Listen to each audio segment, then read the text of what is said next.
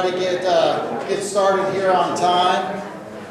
We do have quite a bit to cover, and we certainly want to make sure we have enough time to answer any questions that you all have. So, first of all, thank you for taking time out of your schedule to come here tonight and learn about all the projects, kind of what's going on in Lebanon. Certainly appreciate that. So this is being broadcast live, and it is being recorded, so just want to make sure everybody kind of knows that.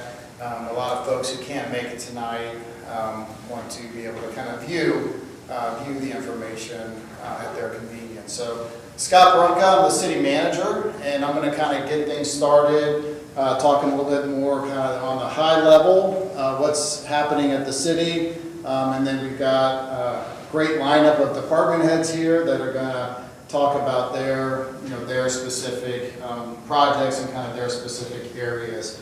I want to make sure everybody knows this is informal. This is question and answer. So as we get into a topic, if you have a question, comment, just raise your hand, speak up. If you could kind of just speak up a little loudly just so we can kind of capture everything on the audio, that would be great.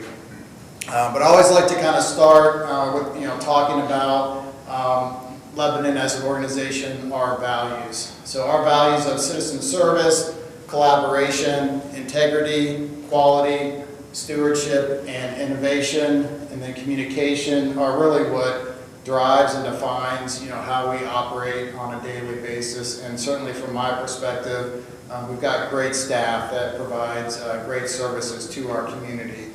I get asked a lot about kind of population growth and with all these projects, so I thought I'd start with just kind of giving folks a little bit of a snapshot as to the population growth that we've seen over the last 4 or 5 years, and then also some of the revenue associated with that growth. So population growth, which is kind of that top chart, I describe it as very slow and steady. You can see back in 2010, our population was just a little bit over 20,000. Last year, we ended at 21,623. So yes, we definitely are growing, but it's at what I would consider a very, kind of slow, gradual, manageable trajectory. Over the last 4 years, the total population growth has been 3.7%. So again, a little under 1% a year is how we've been trending.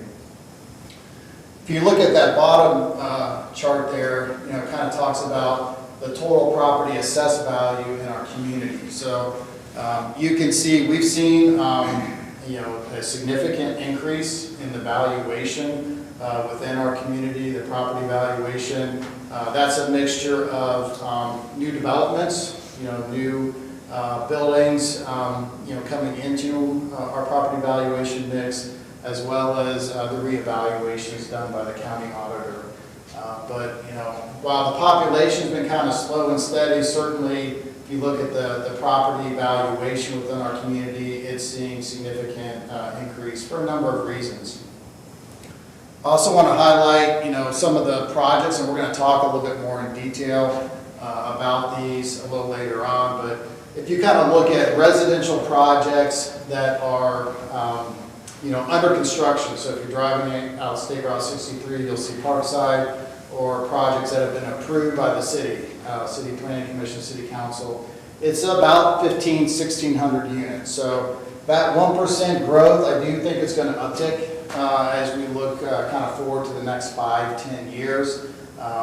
Lebanon, Warren County, third fastest growing county in Ohio. That's a desirable place for folks to live and work. Any questions about that before we kind of move on? Income tax. A lot of what you would consider kind of typical city services, they are funded by income tax revenue. For us, we're not as reliant on property tax revenue as, say, a school district is. For us, it's the income tax that really drives our services. So that's our police department, our road program, that's now a good portion of our fire department. They're all supported by our income tax.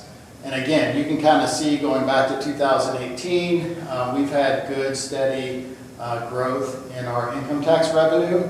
and that really reflects good, steady growth with the number of jobs and the wages in our community. So again, that's a good sign.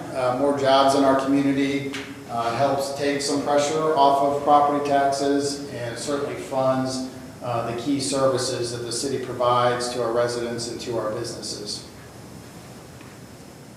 So just a little kind of snapshot of this year's operating budget. We have and continue to focus heavily on our road improvement program. So this year we have allocated a little over $10.5 million on road improvement projects. That's resurfacing. You can see our annual resurfacing program, which is kind of various locations throughout the community. Our city engineer is going to talk a little bit more about that. We're going to do North Broadway, which is kind of the final phase of that state route paving program, which again, the city is funding to a large degree, even though it's a state route, largely city responsibility to pave.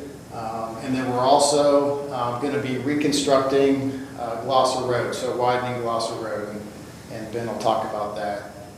So really focused on road improvement projects, kind of getting our road conditions where they need to be. And to do that, we've consistently been kind of transferring money or moving money from just kind of general fund into our capital improvement fund to support the program.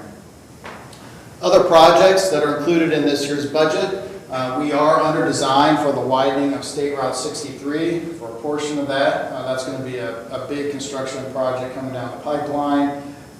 North Broadway multi-use path and the Bowman multi-use path, which Casey's going to talk about here in a little bit. I tell people if you see a bike path project being constructed in our community, there's always a grant behind it.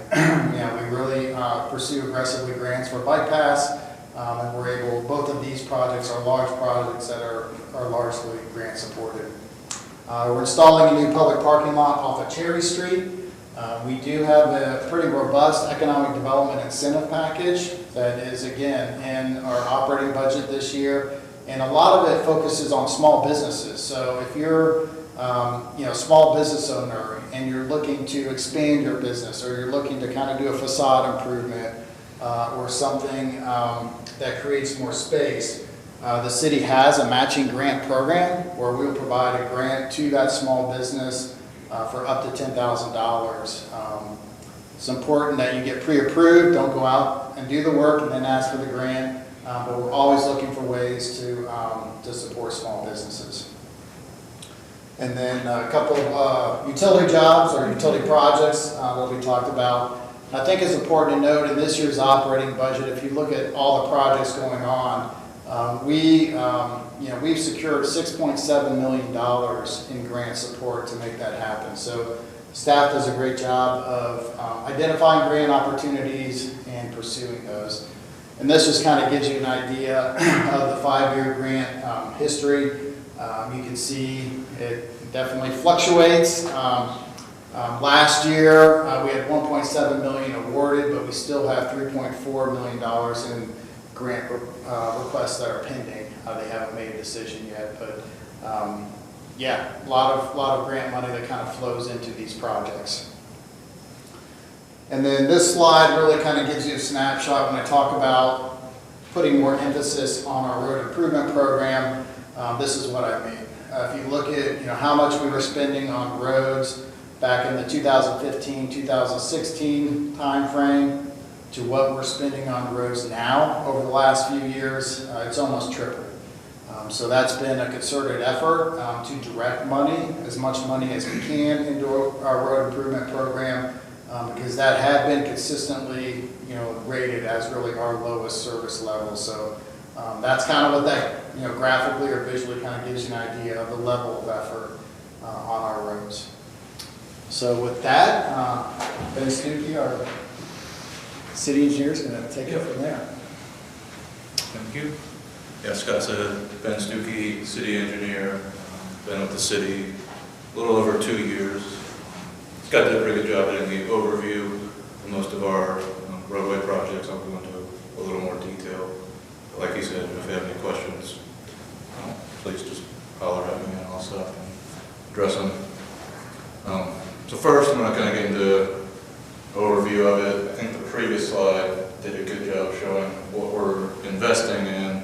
And then if you look at these numbers, it shows this money is going, it's being used well, and it's having direct results. So every 3 years we do a pavement condition rating where we hire an independent firm that goes in every roadway segment we have within the city. They assign this pavement rating to a scale of 0 to 100. 75 higher is considered good. I think 65 to 75 is in the fair condition, and anything below 65 is poor. So those numbers up there, doesn't go on the screen, but we've improved by over 20% in 12 years from that good rating, and we've cut down over 20% in the poor, which is significant. We also use that rating, and that's what determines what roads we're hitting. We try to, it's pretty simple as, you look at the worst condition, try to hit paving there, just kind of go from there. And then, in addition to that, you're coordinating with utility needs. The difference between reconstruction and resurfacing is a big deal for us. It's to reconstruct a road, you're tearing it up completely, and you're doing utility work, and that's roughly 5 times more expensive than just a simple mill and fill resurfacing. So we're going through, we're looking at the utilities in the area, we're looking at this pavement rating, other things to consider. Do we just resurface, or can we fully replace this? And then the big one, Scott kind of hit earlier, is funding. Most of our projects, not our resurfacing projects, are funded from the state or federal standpoint, serving some sort of dollars, at least have some sort of funding to go along with the project. So this is our standard pavement detail. We have surface course, intermediate course, asphalt, gravel, and then on subbase. So that subgrade right there, that's the critical area, and that's what a lot of times tells us, do we need to fully reconstruct this road, or can we just take off that top intermediate surface course and put it back, which solves a lot of your smaller potholes, alligator crackings, things like that. But when you get into deeper pavement failures, you're having to go all the way down to the subgrade to correct that issue. And then soil types, what it's built on, which about 70% of the soils in Lebanon are poor, and that makes things difficult. But we run into it. All these private developments that are going on, they're building new roadways, they're doing geotech reports, and it's coming back, and we're finding the same thing. We have a lot of poor soil within the city, and it can make it more difficult for some of these projects.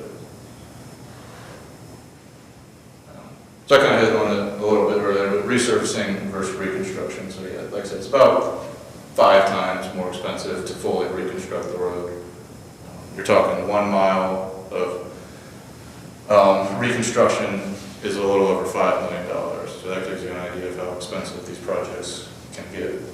So that same thing, $1 million of road resurfacing is just a little less than $1 million.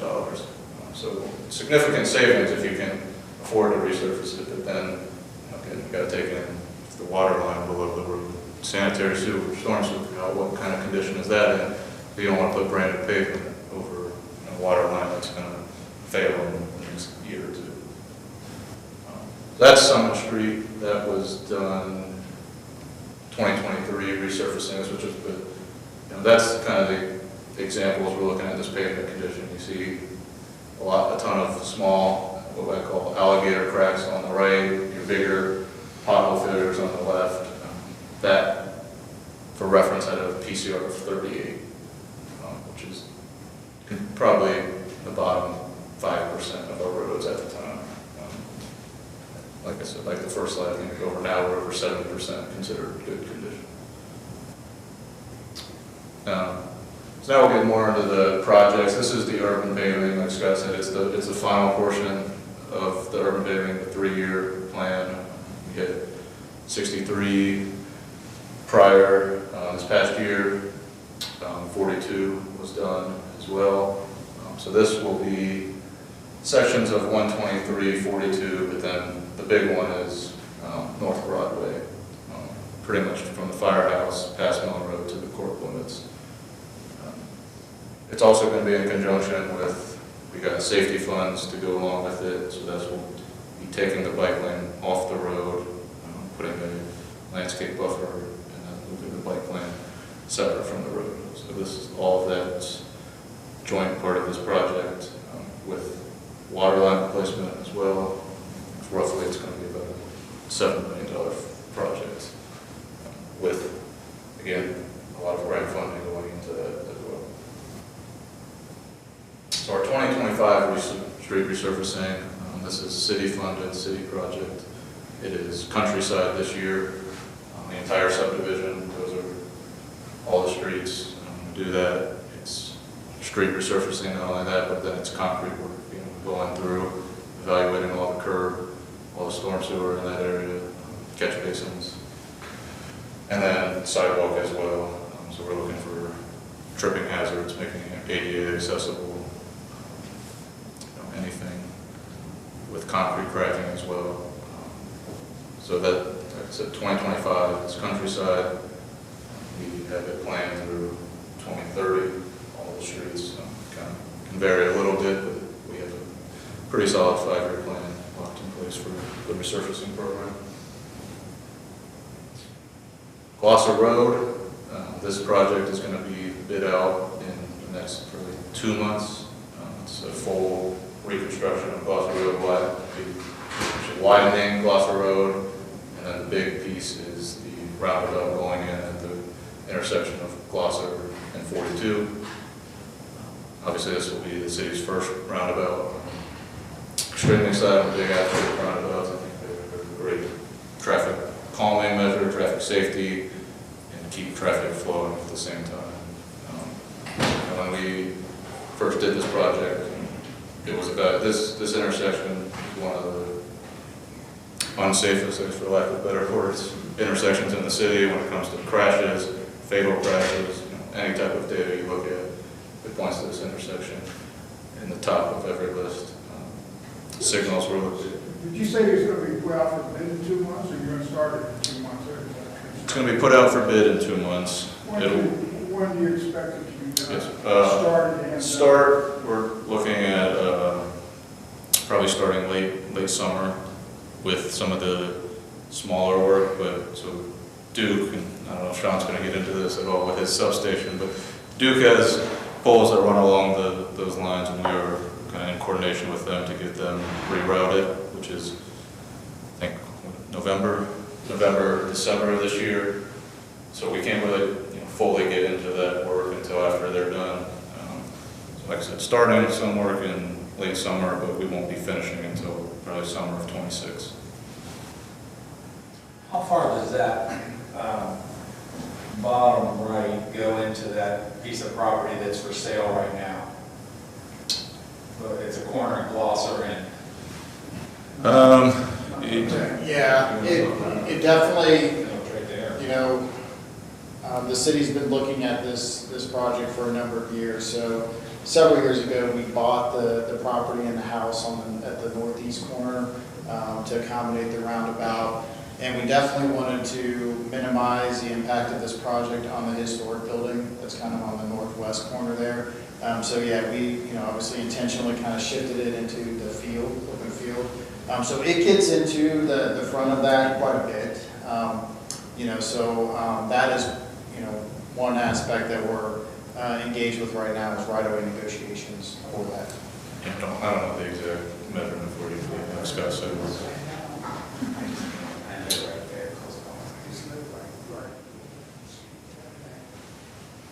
Yeah, but I think to wrap up, this will be completed early mid-26. We're shooting for early summer.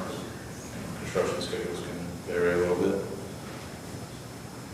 State Route 63 widening. So we have 3 separate portions going on. One is the city's portion, one is a developer portion, and one is going to be the county. So our portion is from essentially Neil Armstrong Way to a little bit before McClure. This is a 2027 project. We're working through design right now. It's going to be 3 lanes. This whole entire corridor will be 3 lanes, one in each direction with a middle turn lane, 2-lane middle turn lane. The developer's portion, this is the Parkside development that if you drive this, you can see on the north side, they're doing a ton of work right now. That is looking at getting started in June of this year for their portion, so it's going to be kind of that middle portion. It'll look a little bit awkward at first, and it'll be nice, but, and then we'll pick it up when they're done. And then the county's portion, which is Warren County project, they are, I think, looking to get into design here shortly, but that will take it to 741, and then it'll be 3 lanes for the entire corridor. And then, actually, right now, the county has their portion from 741 pretty much to 75. That's going in effect right now, being built. And as part of that project, another roundabout, actually, going at Marquee. This, again, looking at different options here to realign Marquee. It doesn't, comes in at kind of a funky angle. And then I think more than anything is to calm traffic. We don't know how much truck traffic we get on 63. People can fly down this road, and just different traffic calming measures that we can look at and putting in here around the bevels. Another great option when we start doing that analysis. The Kingsview Bridge, so this one is actually starting March 1st of this year. So we do our annual bridge inspection every year. 2 years ago, it came back that this bridge is failing to a point that truck traffic, if it's a fully loaded truck, cannot drive over this bridge. The load rating is that bad. Obviously, with this being in our industrial park, it gets heavy amounts of truck traffic. So this became our priority number one. We got funding on this, $2 million, which is almost the entire project, to completely replace this bridge. It will go into effect, like I said, we're starting in about a month or 2 months, I guess. It will completely shut down the bridge from March to November during construction. The next slide shows the detour routes. Obviously inconvenient, but it's a must need for us and for all those businesses that have trucks going over. Because like I said, the load rating is so bad at this point that many cannot use it even when it was open. There's also a lot of other projects going on in this area, which made this even more of a priority. We have Mason Morrow Mill Grove working with the county. They have a project going on over there. I was going to ask you about what your guys' plan with MOT with the county, but then putting around about that's right. MOT, is that going to cross over with their project? No, there's not for that project. There won't be any crossover. They have actually a couple more projects. There's about 5 projects in that corridor going on in the next 3 or 4 years. Right. This being the first one. This has to finish prior to any of them. Not the one going on now. But the rest, prior to starting, this has to go into effect first, because we can't direct truck traffic over other MOT areas. We're trying to avoid that. A detour within a detour is not ideal.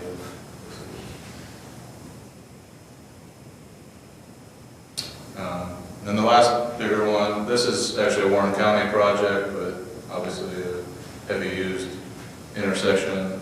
So I'm not too familiar with the details, but I know Warren County is looking at, this is the bypass 48 and 71 interchange, looking at doing a realignment for safety and congestion issues, kind of eliminating that U-shaped on and off, or I guess on off ramp, and then coming straight off 48 heading south straight onto 75. Again, it's a Warren County project, so I don't know too many details, just that they're starting engineering. They've already started that, and that their construction schedule, I think, is late this year into next. I believe is what Yeah, and I think what they're wanting to do is kind of the green southbound on-ramp, that's gonna be actually eliminated, because part of the problem is vehicles hit that so fast that there's kind of that merging issue, so kind of that green lane's gonna be eliminated, where you actually have to go down, there's gonna be a signalized intersection there on the kind of the on-ramp onto 71, just to kind of slow things down and better control traffic. So I think long-term, they'd like to do even more improvements, but this is kind of the first step. Yes, thank you, Scott.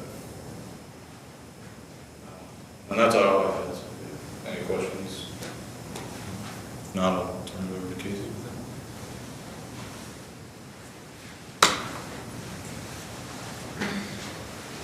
All right, I'm Casey Burdick. I'm the Recreation Natural Resources Manager here for the City of Lebanon. So I kind of oversee all the parks and trees and all the fun stuff, you can say, here in the city. So we're going to talk today about the multi-use trail projects. So we've kind of got away from calling them bike trails because a lot of people were confused about, well, people are walking and jogging out there. It's a bike trail. It's supposed to be for bikes. Like, no, it's for everyone to use. So we just start calling it multi-use trail to make sure that everybody knows they're welcome to use that trail. The big one that's going in, and sorry I'm going to talk about a little bit, is the North Broadway Trail.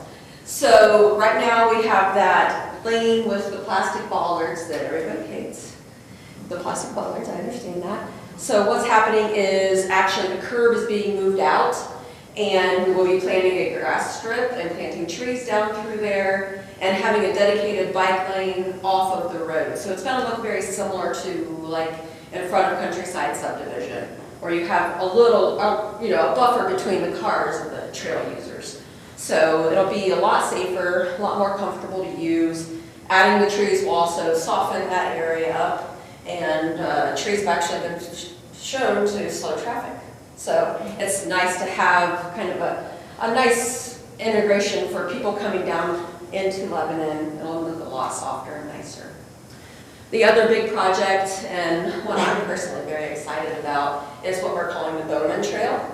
So that's over. It's going to start at the Armory, kind of where our current Countryside YMCA trail is, and it will cut behind the Colony Square Shopping Center, and then up and behind the housing there off of Summit and South Line, and cut through what is actually currently a city park that is not accessible because we have no way to get there. It's called the Bowman Nature Preserve. So there'll be trail going through the middle of that, kind of up behind Metropolitan Housing and coming out onto Monroe Road. So all of these were grant funded, and they're going to be a nice asset. So you can kind of see we're starting to get that connectivity. When we did our 2020 Park Master Plan, a big request in that plan was more trail connectivity. We have some pieces here and there, but now we're starting to get this bigger picture of how you can actually utilize this to get around town. So that's what we're trying to accomplish here. You'll also see down on the bottom left, that's our new trail logo. So we're trying to put that out in the community. We're working on maps for people to have. We're putting the signage out on our trails so that you have confidence that you actually are on a Lebanon trail. And it's just going to kind of pull the whole system together. Gloucester Road, so that big project, we're actually adding a trail there as well. It's off the edge of the map on this particular slide. But that will start to connect, so we have a new section of trail in that through the Parkside subdivision. We'll have trail along 63, the dedicated lane, not the shared use or anything like that, so it'll be a separate dedicated lane through over to Gloucester, and then we're working on getting that connection back into downtown. So people will eventually, in our hopes and dreams, be able to go from Arco Park all the way to downtown on a trail. So pretty exciting stuff. Casey? Yeah. Quick question. So where the Bowman Trail connects behind the Armory, how will traffic, are they going to cross right there at the stoplight? So we will have a kind of like a push button system. We're working through all the design on that. So it will be, kind of like we have out here on Broadway. Or not Broadway, I'm sorry, Main Street. And crossing 63, when you have to, if you do the same kind of, how are you gonna do I that? think, is it like the overhead style, sitting style? Yeah, but I the believe believe it's I've a little seen is like an different. overhead style Yeah. with a mast arm with yellow flashing lights. So it looks So it's like going to a be out traffic over signal. 63. Yeah. So when you come up, go down Gloucester, and eventually you gotta cross 63 to get over to the Parkside section, where will that park, where are we thinking of?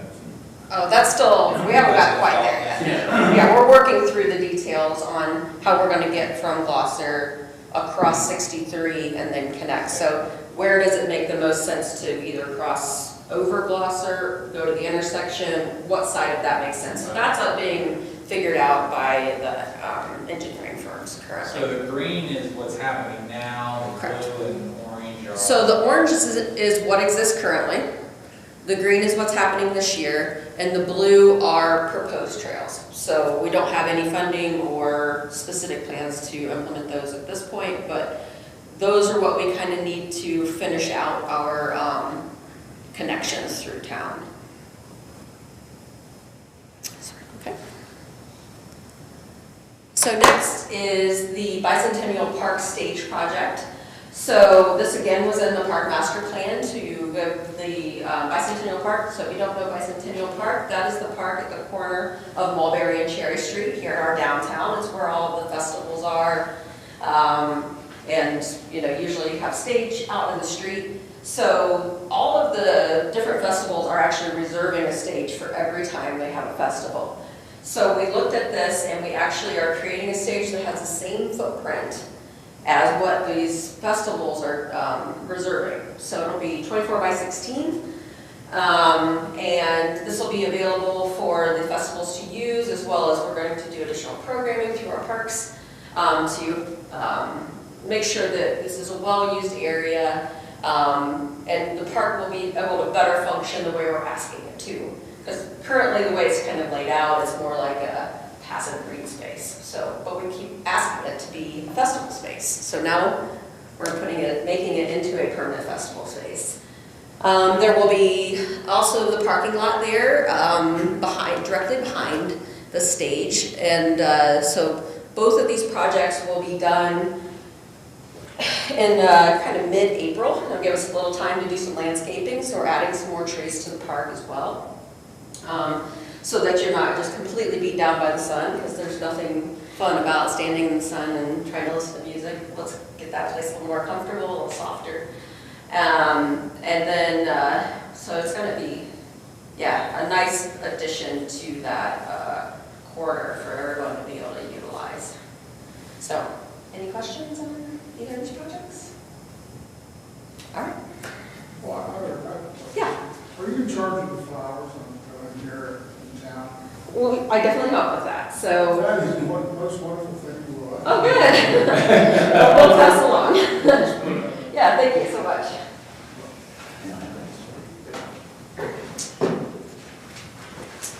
Well, good evening. My name is Sean Coffey. I'm the Director of Electric here. I've been here for about 24 years now. I wish I had Casey's energy. I call her the Energizer Bunny. She really is. Maybe I had that energy a long time ago. Don't quite have it today. All right. There we go. The electric department is really doing a lot of major capital improvements. Started really a couple of years ago and will continue for the next several years. This is one that you probably have seen out on Gloucester Road. We're relocating the substation. The city's original substation, which is located on Gloucester now, is in the floodplain. And that sub has flooded in my 24 years, usually about twice a year. There's actually a flood wall that goes around a lot of the electronics that are inside there.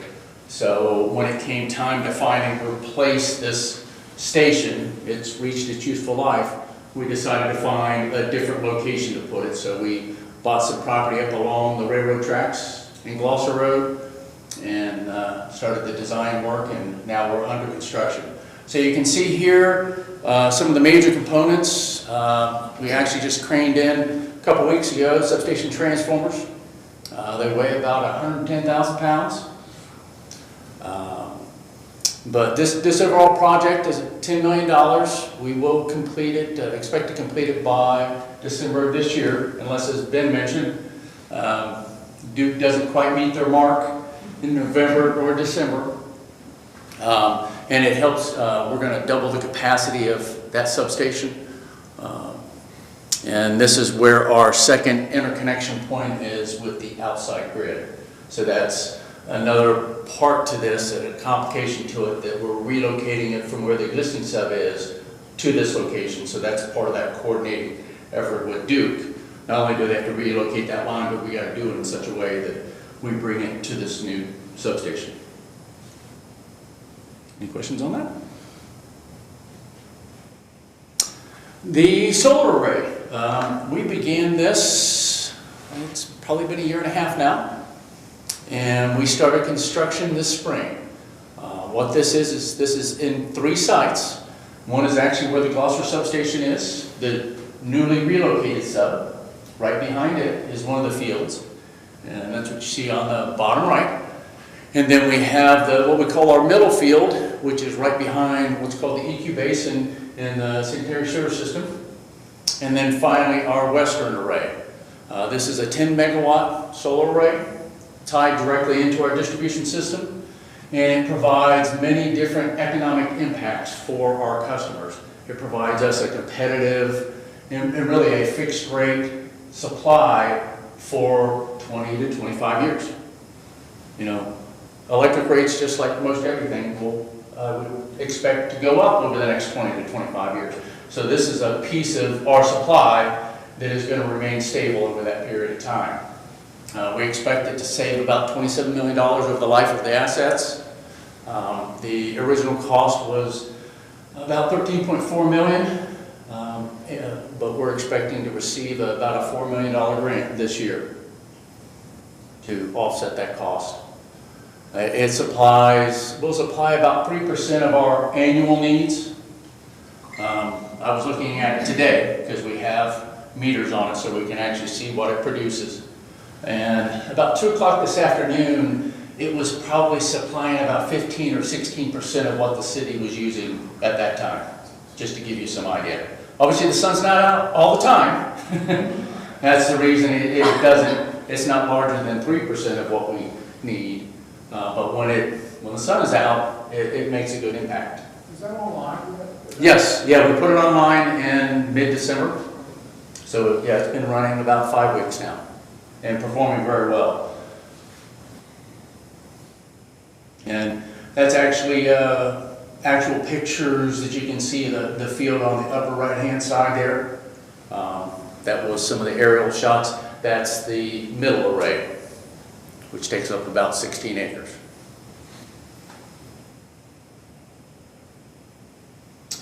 One of the other things that we're doing as part of our supply to the city, we really try to diversify how we supply that. Just like a financial portfolio, you want to sort of break that up. So one of the things that we've been looking at is putting what's called behind the meter generation. And what that does is during peaking times, it can provide some power to power up the city.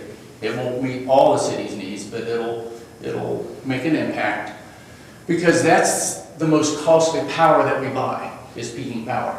So if we can generate some internally, this is a competitive way of doing it.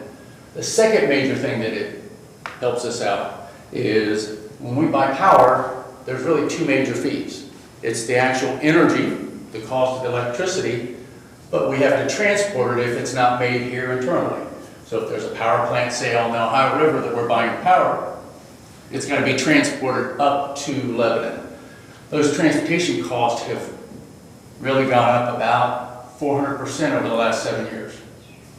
It's dramatically gone up. So this is one way that we can save. If we run these generators during peak time and reduce our load during that time, whatever our peak is when the grid's peaking, that's what they charge us for the next 11 to 12 months. So if we're able to generate and reduce our load during that time, we get that savings over the next 11 or 12 months.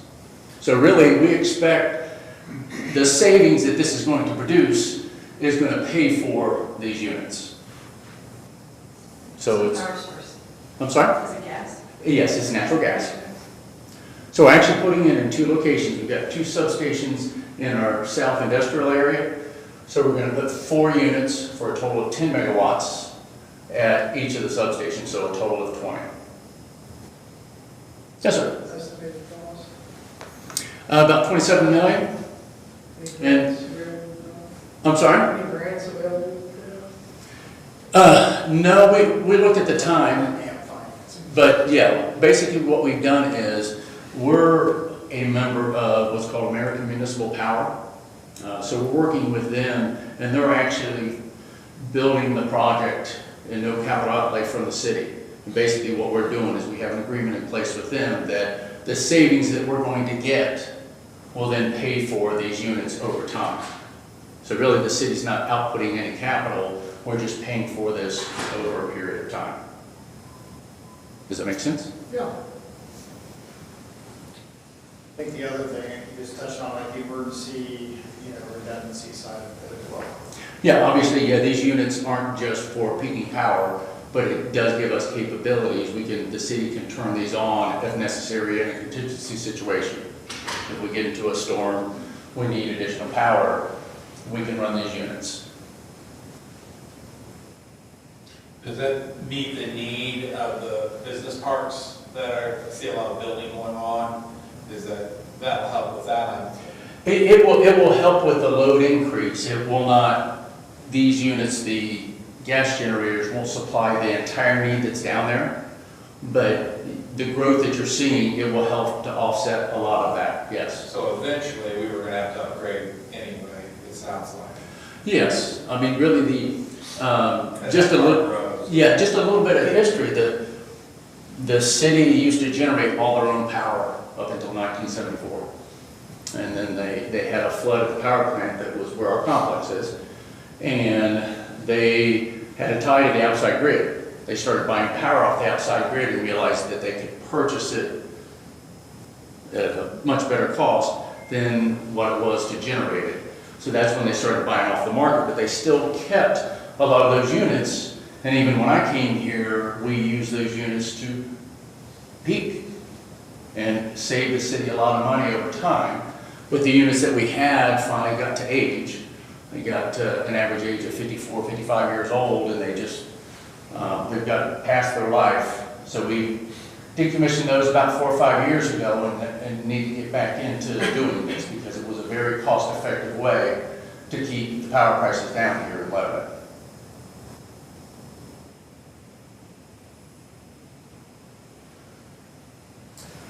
And this helps to illustrate sort of that strategy.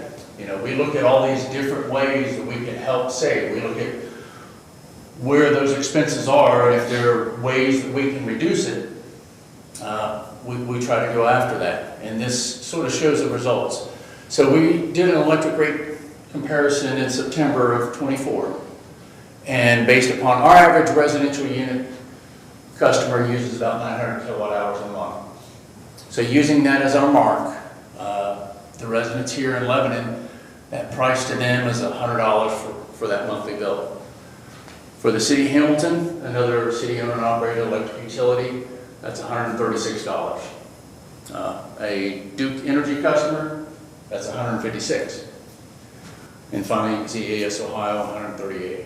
So I think, by us going out and looking at it, breaking up what our supply is, because that's a major part of the cost of customers, breaking that up and doing different sources help us to keep very competitive rates for all of our customers.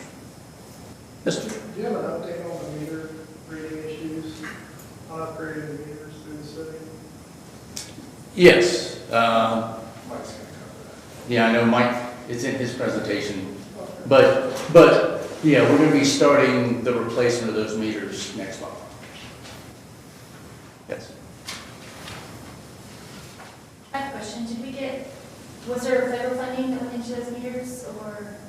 No. That's all being produced, that's all being paid for? It's all being paid for by the electric department and the public works water department. Oh, Okay. because there's water meters also that's associated with that, electric and water. Okay, well, will we expect that our costs will go up because of the new metering system? No, No. but those won't be passed on to the Lebanon consumers. It's a normal cost of doing business, Oh. providing meters. Okay. Yes.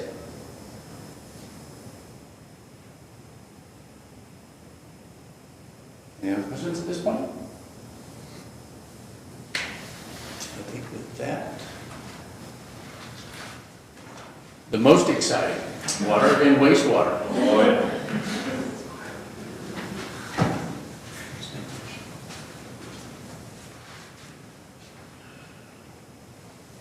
Is it right or left, Scott? Right, should be. Right? Okay. I'm Mike Tom. I'm the wastewater treatment plant superintendent here at the city of Lebanon. I've been here about 14 years. As Sean said, water and wastewater are part of the Public Works department. So I'm going to tell you about some upcoming projects we have. The first one's going to be painting the logo tower. This is I refer to it as the downtown tower. So this would be the tower as you're, let's just say, going east on Columbus Avenue and directly across from the intersection there at Summit Street. So the plan for it is to paint it to essentially match the composite tower, the painting that we did this past year. So the legs, this logo tower is what's called a toro ellipsoidal tower, multi-column. So the plan is to paint the legs, the dark gray color, and then the tank portion that off-white, and then have the lettering and logo, if I'm not mistaken.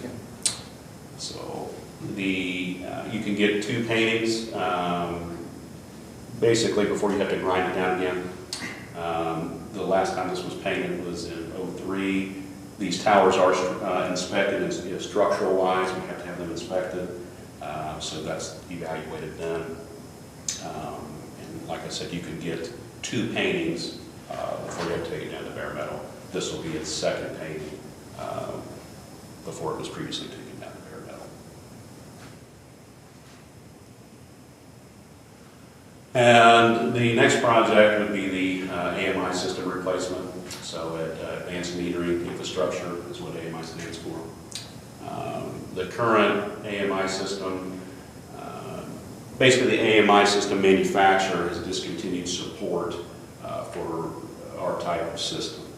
And that's what kind of drove this AMI upgrade. I know there were a lot of issues with the system, meters not working correctly, having to go out and do a lot of manual reads, and it caused a lot of operational issues. So I think that kind of spurred this along. Yeah, so basically just touched on it. Nodes from the water meters are failing to provide water meter usage data, which requires these meters to be manually read. Approximately 9,800 electric meters are being replaced, and approximately 7,800 water nodes are being replaced. Also, with those water nodes being replaced, the water department had to drill holes within the metal lids for that signal to transmit properly. And since Lebanon has its own electric utility, the water meter node basically sends that signal. So it's going to collect the data from that water meter, and then it's going to send it to an electric meter, and then that's going to be gathered and sent to a collector, and then that's going to be sent back to the utility billing system. That's how that functions. Yes, ma'am. I have a question. With those, when they transmit that meter, it's a wireless system, right? Correct. Okay, so with that wireless system, can there be any kind of hacking of the wireless system? Is there anything put in place so that there's no data collection and such? Is there any data collection with these metering systems? I mean, everything's encrypted. Okay. Yeah, that's the question. Yes. You know, the data's Okay. encrypted. Yeah. So, yeah, Is there there are any- safeguards in place. There are safeguards, okay. So anything wireless can be hacked, that is a possibility? Conceivably, yes. Yes. So is our data sold, or does it go to a data center? No. It's not going to any data center. I believe it's a private network, isn't it, John? Yeah, it's a Yes. private network that Yes. comes right back to the city. Okay, comes They're, right- they're cellular, what's called the collectors or gateways, then have a cellular and then come back into the city. okay, And then it goes into a proprietary system. okay. So, so with, I understand a little bit about hacking because, so I know that, is there anything that we as citizens can put on our meters to ensure that that won't happen? Is there anything extra? The data and the way it's transmitted, there's no customer information that's on that data transfer that's happening. It's basically sending readings and saying it's from this meter. Okay, So it has a meter number and it just has, like in the water case, it's got 24 readings, but then it sends the meter number and those 24 readings, and that's what it sends out through. okay. Does, do those meters, do they do they only assess actual usage of utilities? I know it's gonna be, Yeah, that works a little I differently think I than, know, yeah, so. it's not exactly just, the old fashioned analog meters, they were just actual, only what came in, it was, it had nothing to do with time of use or, Well, that yeah, sort let of me thing. ask, the city's had an AMI system for over 12 years. 12 years, almost 13 years now. Yeah, almost 13 Yeah. years. From the get-go, the city was very, made the decision, it was very strict in terms of, these are, meters that only capture and transmit usage data. So, smart meters theoretically can control devices and do all kinds of stuff that we do not permit our meters to do. So if you're asking, can these meters do anything beyond, record and transmit electric and water usage data? Not the way we have them set up. We have strict limitations on not using that technology for those type of auxiliary uses. And that policy's been in place from day one. Day one. Day one. A quick question. Yes, How ma'am. long do you think each meter will take to be replaced? And how long does your power be out if it's your meter on your house? On the electric side, it really does not take very long, usually 20 to 30 seconds. It is all it takes because all they're doing is physically, once they get the cover off, they just physically remove the old meter and install the new meter in 20 to 30 seconds typically. The water, there's no water interruption at all. It's just a communication device that's attached to the meter. And that's a fair process. Eric? There are some concerns about fires with some of these meters. There's, with the recent fires in California, there's been a lot of talk about those meters not having the proper surge protection. Is that true? No? No, we haven't, as Scott said, we've had this first generation for 13 years, and we Yeah. haven't had any issues with those meters. The new meters that we have also have the electric meters have a temperature probe on them. Okay. So it actually records the temperature, and if it gets to a certain level, it will send us an alarm to say, hey, I'm getting this hot. But that's not typically because of the electronics that's in it. In a lot of cases, like an electric meter, it's because the amount of usage is going through the meter. What's the life on the nodes? What are we looking at to have to replace these again? I know what Well, I know that with the AMI system, the previous, I know that, there were nodes that would go bad here and there. So that was part of just general operation. You'd have one that would short out here and there. And they were replacing them as needed, but I know that, as 13 years has went past, this past year, they were really an Not uptake replacing on them, well, that's what replacing they're them. doing. So 10 to 13 years, you can look at. Yes. On the water, yes. Because you've got a battery in there. Yes. Is there any secondary use for all these meters we're taking out besides scrap metal? Is there a third world country we can send them to? Or We're exploring every option. there's got to be components in there that possibly are of that use. I know the first project, yeah, we searched high and low. We did find one company that was based in New York that was doing that, was buying them, taking them to third world countries. Oh, we got like $1, Yeah. $1 per meter.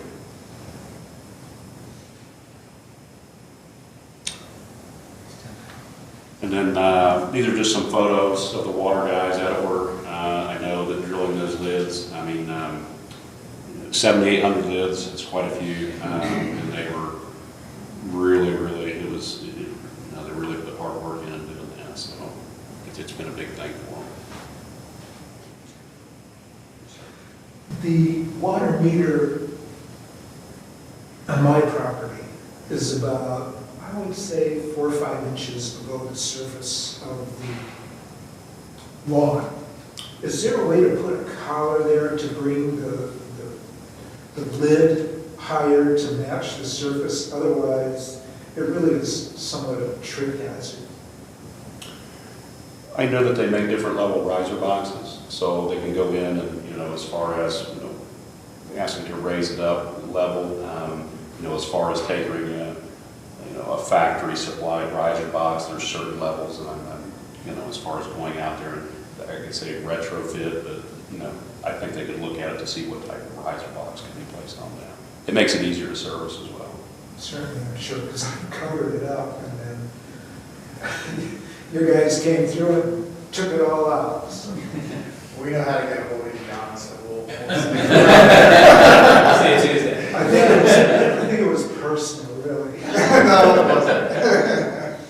Yeah, we got somebody to help you take a look at it. Thanks a lot. You know, I did put a sidewalk in the front, and my meter, the small meter, was too high, and they came out, I asked them, and they cranked it down. Yours is the opposite direction, but there is there's a screw part, and they took care of it, so now it's level with my sidewalk, but mine was, I had that issue in reverse. All right, thank you.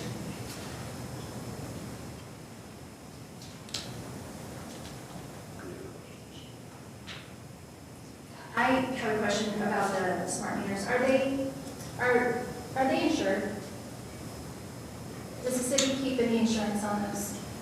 Yeah, I mean, all of our property and all of our assets are insured. Okay, because it's my understanding that underwriting has not insured these smart meters because of the fire hazard. Is that true? That's not my understanding. That's not your understanding? Oh, right. Okay. It has to do with that they lack overcurrent protection. I haven't heard anything around that. Yeah. I'm an insurance agent. Oh, okay. So, Yeah. commercial specific. Sure. I haven't heard anything. Now, I'm not saying that I'm all knowing, Yeah. but I haven't heard that. So we want to kind of transition into just talking a little bit about some of the commercial private development projects that you've probably seen driving around town. You know, kind of retail-oriented projects. We've got some good projects that are under construction. Tractor Supply is looking to open up in mid-February. They're kind of going in there next to Kroger's in vacant space that they're occupying. Duncan on East Main Street is, I think they're looking at an opening of late March, early April. You can kind of see a current shot of what that construction looks like. Wawa is going in. If you kind of go down bypass 48 to Kingsview Drive, you'll see a pretty large construction site. That's a future Wawa that's going to be going in there. They do quite a bit of road improvements, you know, to kind of make that site work. So significant investment. I know we particularly like, you know, the infill development, so things like the Tractor Supply that's going in vacant space, or the Duncan that's kind of repurposing space. we're definitely trying to encourage those types of investments within our existing commercial and retail areas. Industrial projects, this is one, if you're driving down bypass 48 kind of there at Kingsview, you can see a bunch of cranes and everything. That's Cyrus 1, which is an aerial shot of the facility, and this kind of ties in a little bit to what Sean is talking about. Cyrus 1, so they're kind of a data center. I think if you're following the news, with the demands from artificial intelligence and all of that technology, there's a real need for data centers and the infrastructure to support the data management needs.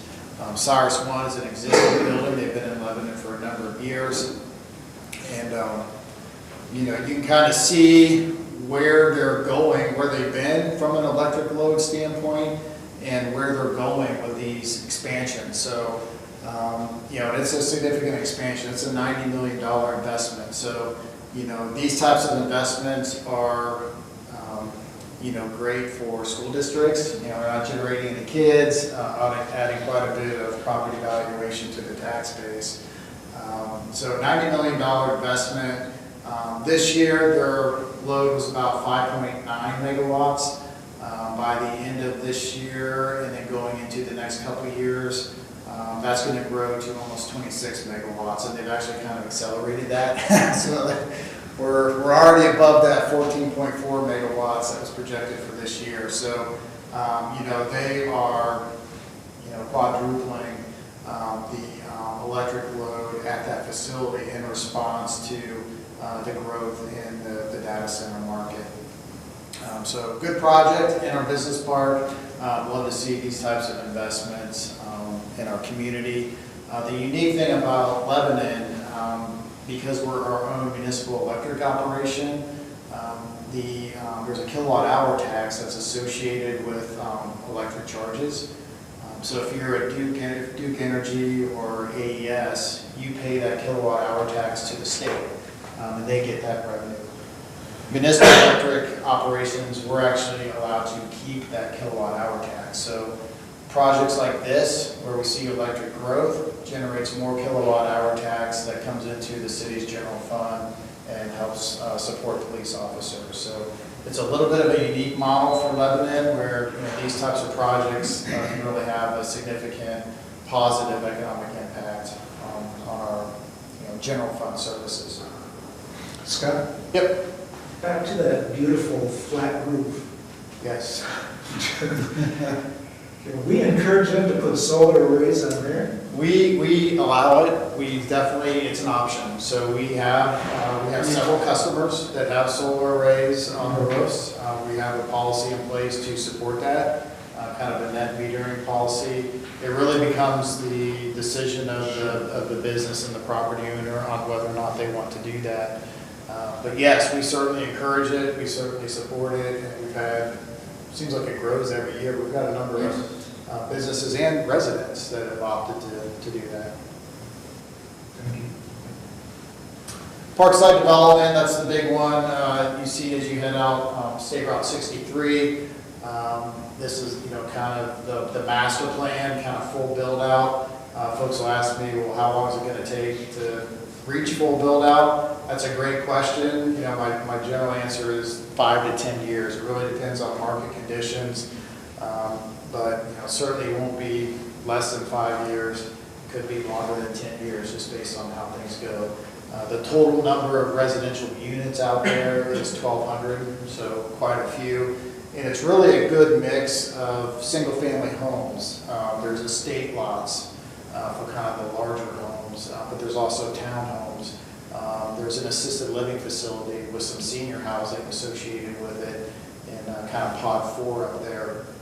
And there's apartments for folks looking to live in an apartment here in Lebanon, as well as then some commercial and office outlots. So mixed use project, the city's tried to approach housing is just making sure we're offering a range of options for folks who want to live in our community. And I think Parkside certainly reflects that. And then kind of running through the middle in green there, you see public park that the city utilized a grant to acquire. It's 58 acres. It's got a beautiful trail that runs through there along the stream. Again, it is public. It's open to everybody. And Casey mentioned our goal is then to kind of connect that trail system to downtown Lebanon and then extend that trail system all the way out to Armco Park at some point in the future. But construction activity is well underway. You know, this past year was really site utilities, roads, infrastructure. This year you're going to start seeing the homes get built. Founders Landing Apartments, so that's taking place kind of behind Walmart. And about a total of 250 units in 16 different apartment buildings. That's going to be phased, so you're not going to see all of that this year, but you will start seeing kind of those first apartment buildings come up out of the ground this year. I think they hope to be renting by July on some of those initial units. So that's kind of a photo of where they're at right now with site development, really focusing on the underground utilities right now. Again, this is directly behind Walmart. Toll House Farms, that's a residential development that you can see if you're heading out of town on State Route 123, kind of up across from Bowman School there. You'll see the construction activity and the development. That's a Dries home development, total of 67 home sites. They've got phase 1 under construction. I think the average price, you know, for these homes are in kind of the $600,000-$700,000 range is the price point for this development. And then the Acres is probably our newest development that's happening. It's really all the way on the southern edge of the city, kind of at Columbia Road and Mason Moore Millgrove Road. This is what we call kind of a state rural development, so large lots, 1 to 2 acres. Custom home builder, there's only 38 home sites, so real pretty piece of property. It's, you know, kind of wooded in areas, so roads are in. We're working on utilities and selling lots. So, you know, this would be considered kind of the high end of the spectrum when we talk about that mix of housing options or range of housing options. This is definitely at the high end, and, you know, like we talked about, you know, we have some apartments going in as well, just making sure there's something for everybody. Scott, could you mention how that land was originally? Yeah. So that didn't live by the city, I thought. Yeah, so the city actually owned that land. So the city bought the land in the 1990s, and the intent at the time was to, you know, put a water production well in. So it was purchased as a future well field. That, for various reasons, never really materialized, and so the land had really just been sitting there for decades. We you know, hadn't got a whole lot of development interest until recently in the property. You know, kind of put it out there in the market, and High Point Custom Homes submitted an offer. I think the city at the time paid around $1 million for the property, and we sold it for over $2 million. So obviously able to take that money and reinvest it in our water system and some of these other projects, infrastructure projects that we're talking about. So yeah, good use of the property. I really just want to end, you know, Lebanon is known for festivals, right? So staff's getting a little break right now with all the festivals, but we're ready to get things geared up in the spring with, you know, all of the, you know, kind of standard events downtown. And that really, you know, really a lot of people relate to Lebanon just based on kind of that sense of community and the events downtown. So we're happy to host it. City Council just approved this year's in-kind services and all of the support staff and time that the city puts into it to make these events happen. And certainly the nonprofit organizations who run a lot of these events, countless number of hours go into making it happen, whether it's a Chamber of Commerce or the Optimist Club or Rotary and others. So it's a really good partnership between nonprofit groups and the city. I think that's the last slide. So we want to open it up. If there's anything we didn't cover, anything that, got questions remaining, be glad to answer it and do what we can do. Yes? You guys think you'll have one meters switched out this year, or is it gonna be? Yeah. Yeah, I think we anticipate 6 to 7 months. I think originally the plan was to have the meters done last year, and they got into production issues and delivery issues, so everything kind of got pushed back. So we very much want to get it all done this year. So I think as Mike and Sean mentioned, there's some manual reads going on that we're having to do while we work through it. Yes? Will the slides be on the website? Yes, so we'll load it on the website. All of this will also be on the city's YouTube channel. We'll put some marketing out, encouraging folks to watch it. So yes, we absolutely will. Okay, well, we'll stick around. If you do have any other questions, we'll be glad to answer them. And thank you for your time. Thank you, Scott.